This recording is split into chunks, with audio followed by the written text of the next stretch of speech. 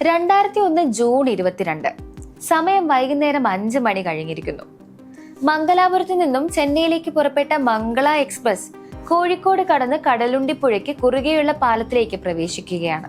ജനലിലൂടെ പുറത്തെ കാഴ്ചകൾ കണ്ട് യാത്രക്കാർ ചിരിച്ചും സംസാരിച്ചും ഇരുന്ന സമയം. എന്നാൽ സെക്കൻഡുകൾക്കുള്ളിൽ ആ ചിരി നിലവിളിയായി മാറി. ഒരു വലിയ സ്ഫോടനത്തിന് സമാനമായ ശബ്ദത്തോടെ ട്രെയിനിന്റെ 3 കോച്ചുകൾ പാളം തെറ്റി ആഴമേറിയ കടലുണ്ടിപ്പുഴയിലേക്ക് പതിച്ചു. കേരളം അതുവരെ കണ്ടിട്ടില്ലാത്തൊരു വലിയ ദുരന്തത്തിന്റെ തുടക്കമായിരുന്നു അത്. എന്താണ് ആ ദിവസം യഥാർത്ഥത്തിൽ സംഭവിച്ചത്?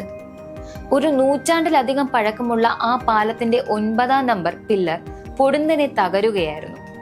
എന്തുകൊണ്ടത് തകർന്നു എന്നത് ഇന്നും വലിയൊരു തർക്ക വിഷയമാണ്. ഒരു ഭൂചലനം ഉണ്ടായതാണോ, അതോ വെള്ളത്തിനിടയിൽ പാലത്തിന് അറ്റകുറ്റപ്പണികൾ നടക്കാത്തതാണോ? റെയിൽവേ അധികൃതർ ഇതിനൊരു പ്രകൃതിക്ഷോഭം എന്ന് വിളിച്ച് കൈകഴുകിയെങ്കിലും പല വിദഗ്ധരും പറയുന്നത് ഇത് അധികൃതരുടെ വീഴ്ചയാണെന്നാണ്. ആഴ്ചകൾക്ക് മുൻപ് തന്നെ പാലത്തിന് ബലക്ഷയമുള്ളതായി റിപ്പോർട്ടുകൾ ഉണ്ടായിരുന്നു എന്നാണ് പറയപ്പെടുന്നത്. എന്നിട്ടും എന്തുകൊണ്ട് ആ പാലത്തിലൂടെ ട്രെയിൻ ഓടിക്കാൻ അനുവാദം നൽകി?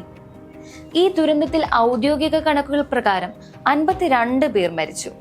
എന്നാൽ മരണസംഖ്യ അതിലും കൂടുതലാകാമെന്ന് ഇന്നും നാട്ടുകാർ വിശ്വസിക്കുന്നു. കടലുണ്ടിയിലെ സാധാരണക്കാരായ മീൻപിടുത്തക്കാരാണ് അന്ന് രക്ഷാപ്രവർത്തനത്തിന് ആദ്യം ഓടിയെത്തിയത്. അധികാരികൾ എത്തുന്നതിന് മുൻപേ സ്വന്തം ജീവൻ പണയപ്പെടുത്തി അവർ 100 കണക്കിന് ആളുകളെ പുഴയിൽ നിന്നും കരക്കെത്തിച്ചു. പുഴയിലെ ചെളിയിൽ പൂഴ്ന്നു പോയ ആ ബോഗികൾക്കുള്ളിൽ കുടുങ്ങിയവരുടെ നിലവിളി ഇന്നും ആ നാട്ടുകാരുടെ കാതുകളിൽ മുഴങ്ങുന്നുണ്ട്. ഇന്ന് കടലുണ്ടിയിൽ പുതിയൊരു പാലം ഉയർന്നു കഴിഞ്ഞു. ട്രെയിനുകൾ പഴയതിലും വേഗത്തിൽ അവിടെ പാഞ്ഞു പോകുന്നു. എങ്കിലും ആ 9-ാം നമ്പർ പില്ലറിന്റെ അവശിഷ്ടങ്ങൾ ഇപ്പോഴും ആ പുഴയുടെ ആഴങ്ങളിലുണ്ട്. അധികാരികളുടെ അനാസ്ഥയാണോ, അതോ യാദൃശ്ചികമായ ഒരു അപകടമാണോ കടലുണ്ടി ദുരന്തം?